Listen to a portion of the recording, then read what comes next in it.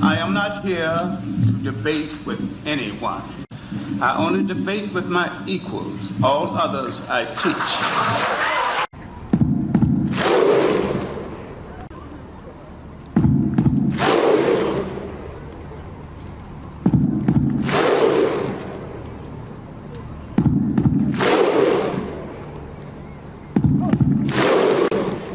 Here's an old one. This is from SovietEmpire.com.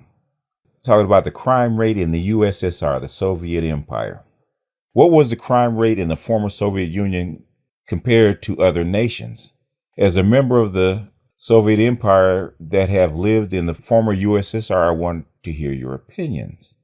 Quote, after the collapse of the Soviet Union, economy worsened, food shortages became a problem, and the crime rate began to skyrocket.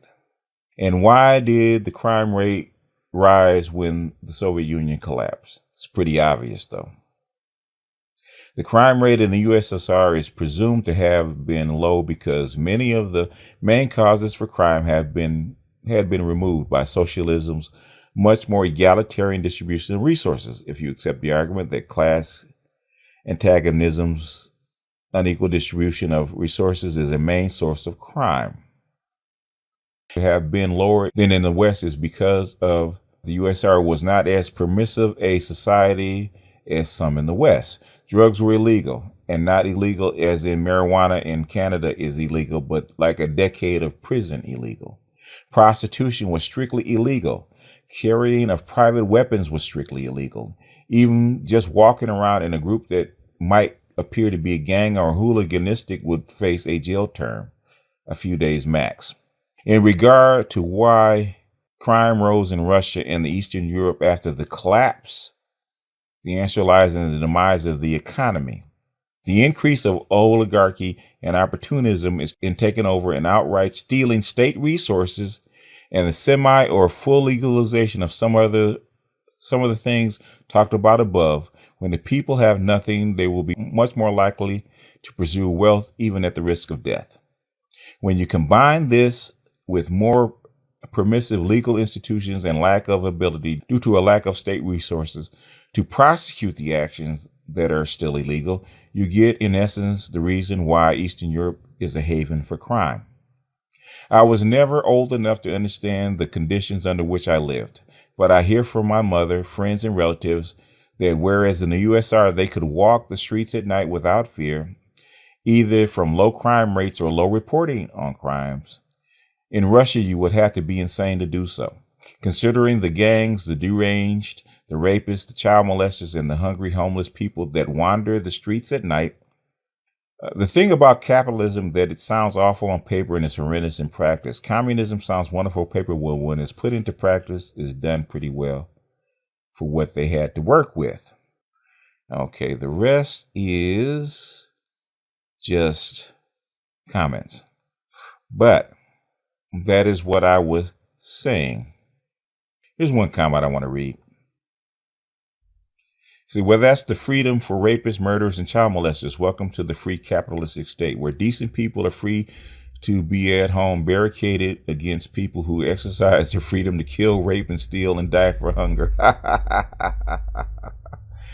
Oh, this is hilarious. There's a lot of good. Here's what I'm going to read another one. Yugoslavia had one interesting yet very communist way of controlling organized crime. Secret Service simply helped the criminals to do their dirty work outside Yugoslavia, providing them with false passports, allowing them to cross borders and to fly incognito, etc. On the other hand, small-time criminals and pathological criminals were exposed to much harder laws and prison facilities than it is today. In ex-Yugo states, we had our infamous ROC, a no-escape prison on a barren island where cold winds blowing about 150 kilometers. In other words, what they're saying is that there's two reasons for the Soviet authoritarian state. That one, they were very restrictive, and two, they equalized outcomes. In other words, the Soviet state was very good at distributing the wealth amongst the people. So you had a house, you had food, you had a job. And on the other hand, knuckleheads were strictly not allowed. So The argument that the Soviet state, because what it was, had crime rates higher than the West was absolutely false, which is, I also included that in a chart that actually says the same thing. And after the Soviet fallen state, basically you can see the crime rates skyrocket. One, because the authoritarian state was gone and you didn't have any money for police and that kind of restriction. And two, that people didn't have anything. And I remember this one lady said that her and her parents were professionals, and they were like PhD professors, university professors. And the reason they left, I think they said they left in the, Jesus, right now, it would be like the, somewhere around the mid-90s, they left the Soviet Union. They said they walked in one day. I think they said they walked in the early 90s. They said they walked in one day to their bank and they found out there was 2 zeros taken off the end of their bank account. So basically they were, without money and without any income. They basically had to grow their own food, and basically a lot of the Soviet people were were de facto starving, because I think the daily caloric intake got reduced by 1,000. So that encouraged hungry people will commit crimes. Okay, they just will. And that is what happened. So that is furthermore documentation that there is a correlation between the economy and poverty and crime.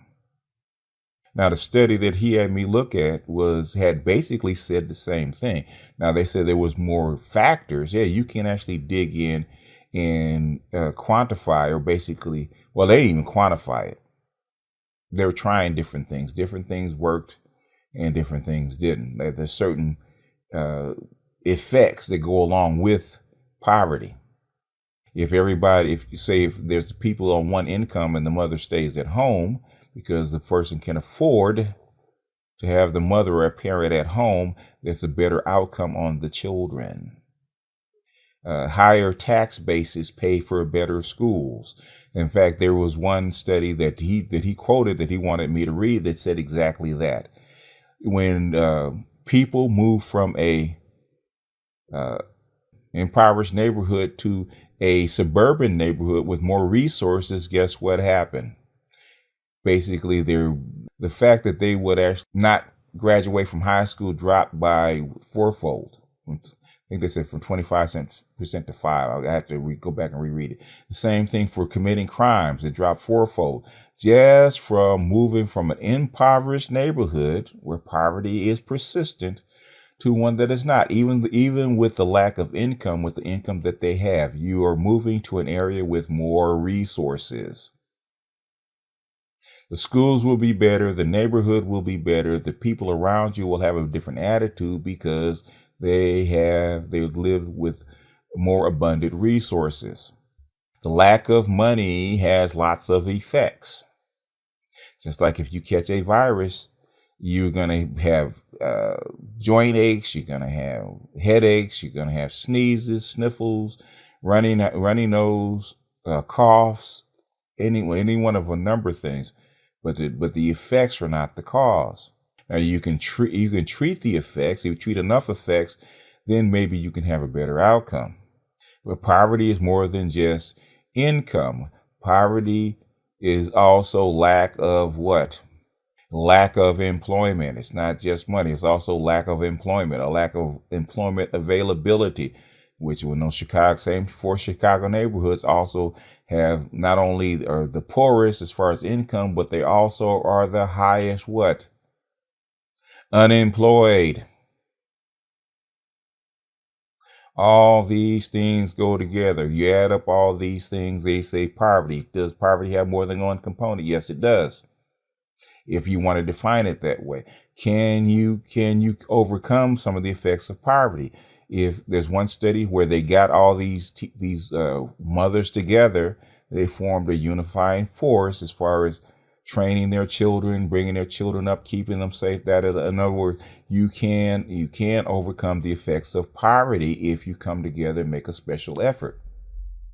Michelle Obama was raised in a poor neighborhood. But her parents made a special effort. She didn't go with the flow.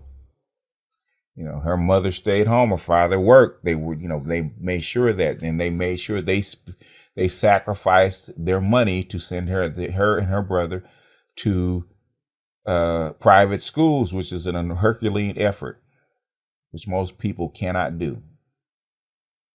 So since they made that special sacrifice, that's how come her and her brother went to Ivy League schools. You can overcome it. If there's a pandemic and there's flu that kills like 70% of the people, there's always 30% survivors. And not everybody will come down with an illness. If you drop an atomic bomb, it's not 100% kill rate. There are people that'll be strong enough to survive it. But we're talking about in general. We're not talking about the outliers. Are there people in very, very wealthy neighborhoods that commit crime and kill people? Yes, there are, but the numbers are low. Are there people in black impoverished neighborhoods that don't commit crimes and don't kill people? There's lots of them. It's not just a few. There's lots of them. But the people that sink to the bottom, and there's going to be a certain portion of people that sink to the bottom. Just like in Moscow, everybody don't go around killing each other. But there's going to be a portion of people that sink to the bottom. And the people that sink to the bottom are the ones that commit those crimes and those murders and whatnot. The people that can rise above their own poverty do so. But the people that wind up in the headlines and in crime statistics are the people that sink to the bottom. And you're going to have people at the bottom. You're always going to have that, whether it's rich or poor. Even in a rich neighborhood, you're going to have people that sink to the bottom of that class. But those people will still be more well off than the people that are in the middle class, sometimes even at the top. They have more resources, more avenues, more directions to go. There's more doors open. Anyway, let me jump off of here. Let me go to the next one. I think I have one more.